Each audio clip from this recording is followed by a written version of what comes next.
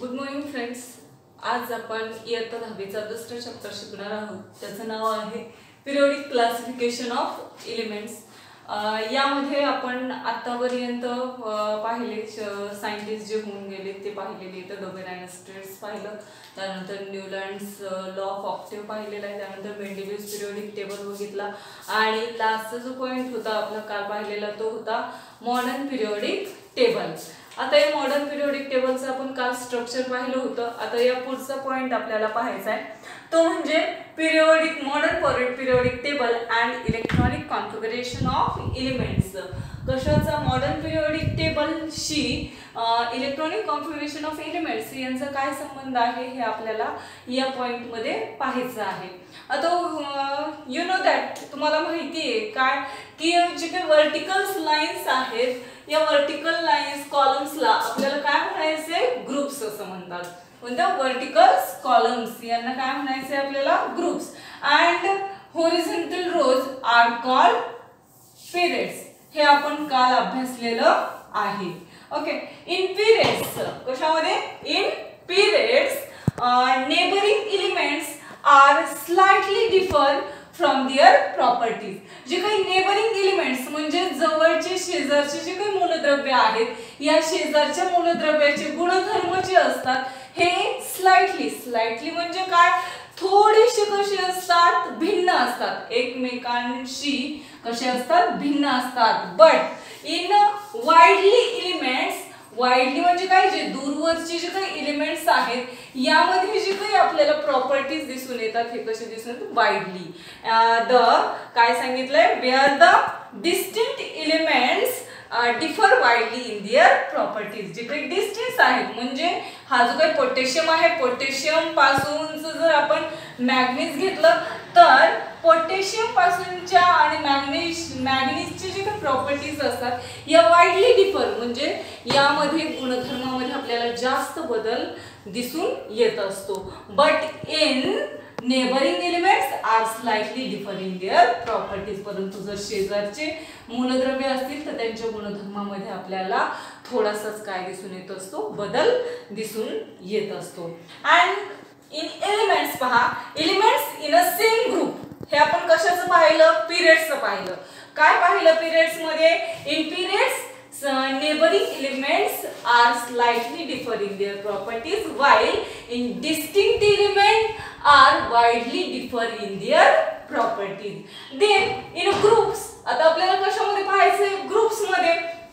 in groups same groups show similarity and gradation in their properties. आपण जर हा पहिला ग्रुप घेतला तर या पहिल्या ग्रुप मध्ये जेवढे काही एलिमेंट्स येत आहेत तर त्यांच्यामध्ये आपल्याला त्यांच्या प्रॉपर्टीज मध्ये त्यांच्या गुणधर्मामध्ये आपल्याला काय दिसून येतं?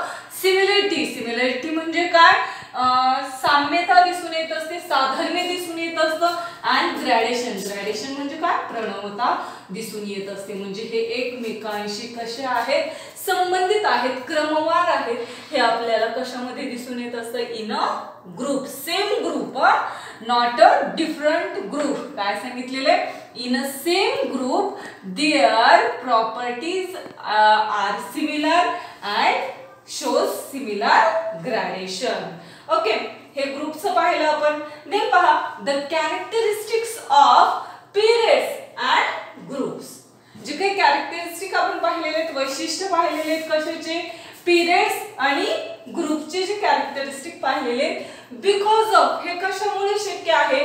Because of electronic configuration of element of that element. हे कशामुळे शक्य झालेलं आहे? पिरियड्स आणि ग्रुपचे कॅरेक्टरिस्टिक. बिकॉज या एलिमेंटचं, प्रत्येक एलिमेंटचं आपण जे काही इलेक्ट्रॉनिक कॉन्फिगरेशन काढत असतो या इलेक्ट्रॉनिक कॉन्फिगरेशन मुळेच या ग्रुप्स आणि पिरियडचे प्रॉपर्टीज काढणं काय झालेलं आहे? शक्य झालेलं आहे. And in electronic configuration of elements we should decide. काय सांगितलंय आपल्याला? इलेक्ट्रॉनिक कॉन्फिगरेशन ऑफ एलिमेंट या मूलद्रव्यांचं जे काही इलेक्ट्रॉनचं संरूपण आहे हे काय डिसाइड करतं? काय दर्शवतं? The group and periods in which is to be a place. म्हणजे या एलिमेंट्सला, या मूलद्रव्यांना कोणत्या गणामध्ये आणि कोणत्या आवर्तामध्ये ठेवायचं हे कोण डिसाइड करतं? इलेक्ट्रॉनिक कॉन्फिगरेशन डिसाइड करतं. फॉर एक्झाम्पल पहा, जसं की काय सांगायचं आपल्याला की कसं तुम्हाला ठरवता येईल एलिमेंट जो आहे हा कोणत्या पिरियड्स मध्ये आणि कोणत्या कॉलम मध्ये ग्रुप्स मध्ये ठेवायचा आहे हे कसं आपल्याला समजेल? तर पहा, फॉर एक्झाम्पल सोडियम आहे, तर सोडियमचा आपल्याला माहिती आहे ॲटॉमिक नंबर किती? 11. मग फर्स्ट सेल मध्ये किती आहेत? 2 आणि सेकंड सेल मध्ये किती आहेत? 8 इलेक्ट्रॉन्स आहेत. किती इलेक्ट्रॉन आहेत? 8. आणि लास्ट सेल मध्ये किती इलेक्ट्रॉन आहे? Only 1 electron. देन पहा, आता पोटॅशियम जर आपण घेतलं तर पोटॅशियमचं पहा इलेक्ट्रॉनिक ॲटॉमिक नंबर किती येतोय? 19. मग यामध्ये पण फर्स्ट सेल मध्ये किती इलेक्ट्रॉन आहेत? 2. सेकंड सेल मध्ये किती येणार आहेत? 8 electrons. How many electrons? 8 electrons.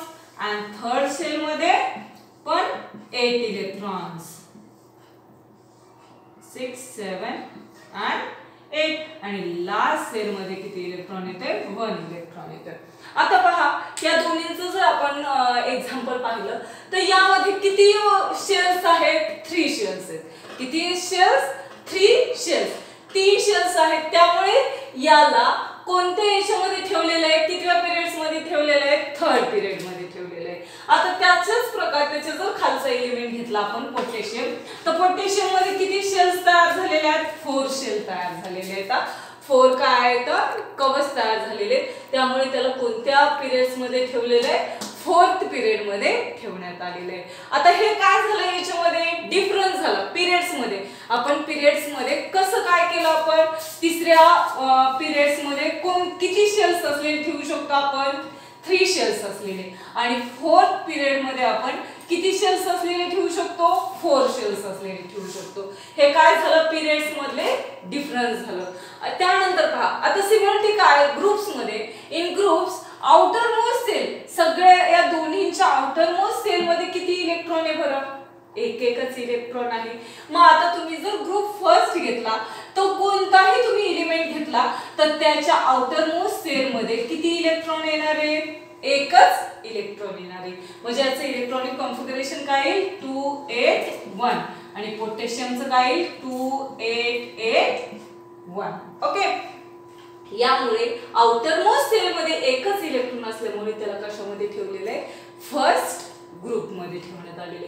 तसंच जर दुसरं घेतलं, दुसऱ्याचं जर आपण मॅग्नेशियमचं जर इलेक्ट्रॉनिक कॉन्फिगरेशन काढलं तर मॅग्नेशियमचं ॲटॉमिक नंबर किती आहे? मॅग्नेशियमचा 12 आहे.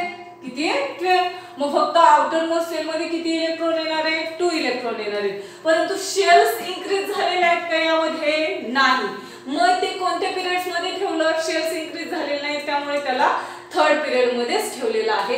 परंतु काय इन्क्रीज झालंय बरं यामध्ये?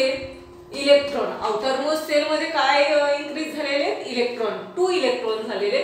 त्यामुळे त्याला कोणते ग्रुप्स मध्ये ठेवण्यात आलेले? मॅग्नेशियमला सेकंड ग्रुप मध्ये. मग ते बेरिलियम असेल, मॅग्नेशियम असेल, कॅल्शियम असेल, तर यांना सगळ्यांच्या आउटर मोस्ट सेल मध्ये किती इलेक्ट्रॉन्स असतात? 2 इलेक्ट्रॉन्स असतात. त्यामुळे त्यांना कशामध्ये ठेवलेले? सेकंड पिरियड्स मध्ये ठेवलेले. अशा प्रकारे आपण काय करू शकतो? इलेक्ट्रॉनिक कॉन्फिगरेशन वरून एलिमेंट जो आहे हा कोणत्या पिरियड्स मध्ये आणि कोणत्या ग्रुप मध्ये ठेवायचा हे काढू शकतो. कशामध्ये? In modern periodic table. काय झाला? इलेक्ट्रॉनिक कॉन्फिगरेशन ऑफ एलिमेंट्स आणि मॉडर्न पिरियॉडिक टेबल मधला डिफरन्स किंवा काय सिमिलरिटी आहे हे आपण या पॉइंट मध्ये पाहिलेली आहे. आता या पुढचं आपल्याला जे पाहायचं हे तुम्हाला समजलेलं असेल. यानंतर पहा, पुढचा आपल्याला पॉइंट पाहायचा आहे याच्यामधला तो आहे ग्रुप्स अँड इलेक्ट्रॉनिक कॉन्फिगरेशन. पहा, पुढचा पॉइंट जो आहे ग्रुप्स अँड इलेक्ट्रॉनिक कॉन्फिगरेशन. तुम्हाला शॉर्ट फॉर्म लक्षात येईल. एसी म्हणजे काय? Electronic configuration. आता या ग्रुप्स आणि इलेक्ट्रॉनिक कॉन्फिगरेशन मध्ये काय डिफरन्स, काय सिमिलरिटी हे आपल्याला पाहायचे. ग्रुप्स आपल्याला माहिती आहे. How many groups are present in modern periodic table? Okay, 1 to 18. That is 18 groups are present in modern periodic periodic table. You know that. Okay. मग आता आपल्याला यामध्ये काय मिळते हे पाहायचंय. पहा मग आपल्याला सांगता येईल the number of valence shell, the number of valence electron in all the elements form a group first, that is a family alkali metal in the same. आपल्याला पहा जर आपण काय घेतलं रे, number of valence electron in this element. जर या आपण ग्रुप फर्स्ट मध्ये कोणता घेतला, ग्रुप फर्स्ट जर घेतला तर त्याच्या आउटर मोस्ट सेल मध्ये आपल्याला लक्षात येईल हायड्रोजनचा ॲटॉमिक नंबर 1 आहे, म्हणजे त्याची व्हॅलन्स सेल किती आली, 1 आलेली. लिथियमचा ॲटॉमिक नंबर 3 आहे, म्हणजे काय त्याचं इलेक्ट्रॉनिक कॉन्फिगरेशन आलं 2 1. सोडियम घेतलं, सोडियमचं काय येईल 2 8 1.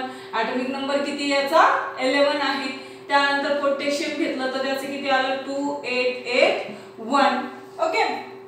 मग पहा आता हे जे काही इलेक्ट्रॉनिक कॉन्फिगरेशन घेतलेले आहे, म्हणजे व्हॅलन्स सेल जे आहेत, व्हॅलन्स इलेक्ट्रॉन जे आहेत हे किती आहेत बरं, प्रत्येक याच्यामध्ये 1च आहे, एकच आहे.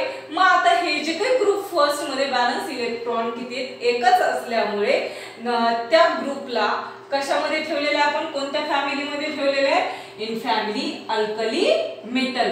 म्हणजे जी काही ग्रुप फर्स्ट जो आहे या ग्रुप फर्स्टला आपल्याला कोणती फॅमिली म्हणायचं आहे, कोणती family, family of alkali metal.